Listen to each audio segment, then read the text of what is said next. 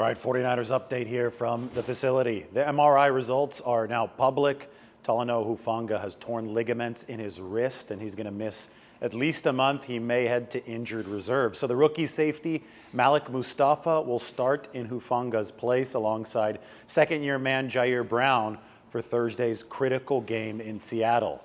Really rough injury luck for Talanoa Hufanga, who tore his ACL last November. Then he made his return a few weeks ago, but turned his ankle and missed a game because of that. Now he's going to miss a few more games at least because of the torn ligaments in his wrist. The Seahawks pass a lot. They pass more than any other team in the National Football League with Geno Smith. He hasn't been particularly efficient. He ranks in the middle of the pack when it comes to those numbers, but the Seahawks have been passing. They've maybe even abandoned the run at times, and the 49ers actually expect them to try to return to more running with Kenneth Walker. They call him Canine in the backfield, but it is worth noting that the statistics say that the 49ers have to be ready to play pass defense. So Malik Mustafa, nice play last week in pass defense right there over the middle against Marvin Harrison Jr. He's going to have to be ready for more action for the 49ers this week coming from that center field safety position. I think he's already answered that bell impressively for the 49ers.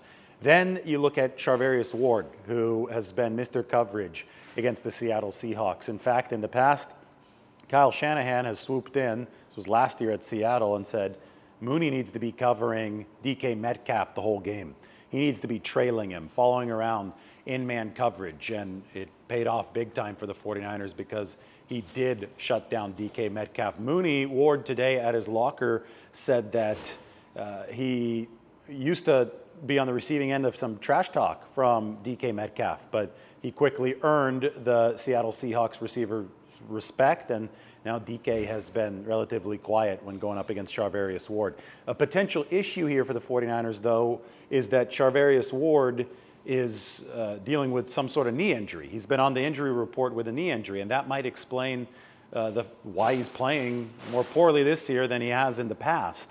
I asked him how he's feeling physically, and Charvarius Ward told me that he's feeling, quote, good enough, end quote, today. So he seems to be in good spirits. This is going to be a big test, though, Thursday game after a Sunday game, and it comes against the same opponent against whom he's really made a name for himself here over the last couple of seasons. Other injury news for the 49ers, the defensive tackle Jordan Elliott will not practice today when the 49ers essentially walk through in a couple hours. Demetrius Flanagan-Foles, the linebacker who missed last week's game, also will not practice due to his calf injury. So in all likelihood, we are going to see the 49ers play D. Winters as their third linebacker again. He had 26 snaps against the Arizona Cardinals. The 49ers still need to make a determination on Jake Moody and on Talanoa Hufanga, whether or not they're going to officially put those players on injured reserve. You only have 8 return from IR activations, so you have to be careful about not putting too many guys on, but sometimes you do need the extra roster spot, so expect the 49ers to be making decisions on those fronts. The 49ers, this is technically not a must-win, right? But the 49ers say that they're treating it as such. Heard that from multiple players in the locker room, including Nick Bosa and Fred Warner. If they lose, they're going to be 2-4, and they'll be 0-4 in NFC play and 0-3 in NFC West play, so they won't hold any tiebreakers. And that would be really tough to climb out of. Even though they did climb out of 2-4 in 2021, they needed, they did it just by the skin of their teeth. So the difference between a win or a loss in this game, especially for something that's in week 6, is very, very big, unusually big, right? A win means the 49ers are actually in first place in the NFC West at 3-3 because the Seahawks would drop down to 3-3 and the 49ers would own the head-to-head tiebreaker against them. But a loss, well, I just outlined the consequences. So Bosa at his locker said that this is going to be a must-win for the 49ers as far as the way that they're approaching the football game, even though it technically isn't one. Everybody spoke today that usually does over the course of the week, at least the main media availabilities, including Brock Purdy. We had Kyle Shanahan talk, Nick Sorensen talked after that.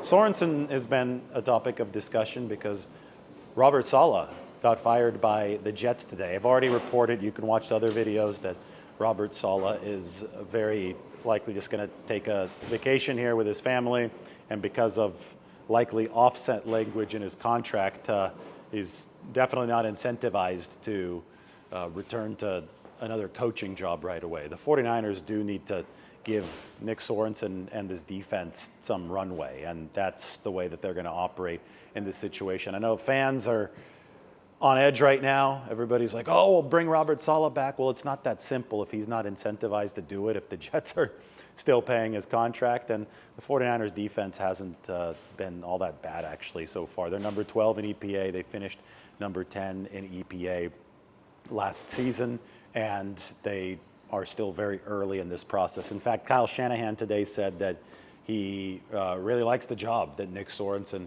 has done so far this year, that he's been impressed with the way that he's run meetings. And I just got done listing some 49ers defensive injuries. They obviously haven't been playing at full strength. They've had the Javon Hargrave injury. They're playing without Dre Greenlaw, and Charvarius Ward is not playing his best football. Now you combine it with Talanoa Hufanga.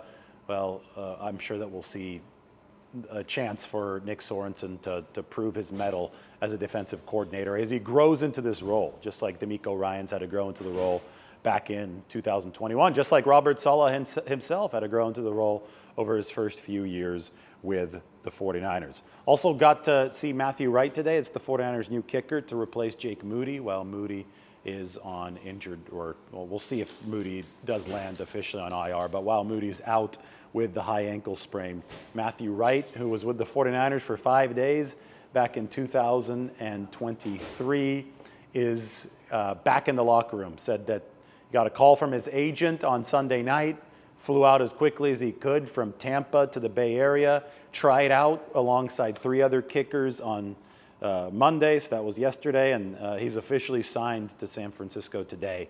I reported that a little bit earlier this morning, right when the Robert Saleh news dropped from New York. Matthew Wright, 40 of 47 in his career kicking field goals, 35 of 37 on extra points. The 40 of 47, that's an 85% clip, by the way. That is not bad. Jake Moody, as a rookie last year, had a good rookie season, was just a little bit over 80%. So the 49ers should have a competent kicker on their team in Matthew Wright, who is a semi-familiar face since he was here in the building for 5 days last year. So 49ers are going to practice a little bit later this afternoon.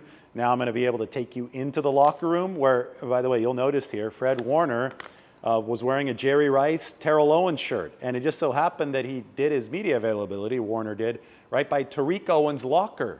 Tariq Owens is Terrell's son, and Tariq noticed the shirt that Fred Warner was wearing, and he said, got to get one of those for my dad. So cool connection between 49ers present and past in that regard. So have a listen into the locker room. Talk to Warner, Bosa, George Kittle, Matthew Wright, the new kicker, and Malik Mustafa. It was a busy day here at the facility, and it continues to be one with practice coming up. I think Malik's done a really nice job, especially being a young guy, a rookie. How's he been overall? I think he's been great. I think I've spoken on it a couple times. I really love Malik. I love the way that he plays. Kyle talks about just zero hesitation and playing with his hair on fire. I really like the way he's been playing. How can this type of game galvanize a team where you're at in the standings, and if you win, you're right top NFC West again? Yeah, absolutely. It's everything, just like it is every week. But, obviously now, given the circumstance, I think even more so going into this week. Has Tariq here seen your shirt, and has he said anything about it? He has, yeah, he has. He's asked me about it. He's like, I need to get me one of those for Pops. So, yeah, it's not bad. It looked like you had a pick six on that last play, but it wasn't swatted at the line. How do you make sense of that one? That's called life. Life is not fair. What's the toughest part about playing in Seattle? I think obviously the crowd atmosphere is one of the best in the league. Playing in front of their fans. But the Seattle's team itself, I feel like they're as close to how we play the game as I've competed against in my 7 years playing here. So it's always a battle. It's always a tight game to the very end. I expect it to be the same this week. Ready to play at a high level, but also not pushing it too far, so I'm feeling good. Nick, what gets cut out in the short week? I get 2 lifts in Monday, Tuesday, and then that's about it. So a lot of other, I mean, pretty much nothing on field, maybe a light warm up just to get going today and tomorrow, but all of practice and a lot of lifting and running stuff. What's different about the Seahawks offense and this new coaching staff? It's kind of they have some similar college plays with the RPOs and and some of the run game stuff, but it's similar. They've kind of gotten away from the run, but we expect that to change this week. Tino's throwing it more than any quarterback in the NFL, so as a pass rusher, does that excite you that you might get more opportunities? Yeah, I think it. Like I said, we're gonna have to earn it because I'm sure they're not too happy with how the last game went in terms of how many times they gave their top back the ball. So we're expecting to probably get a heavy dose of that to start.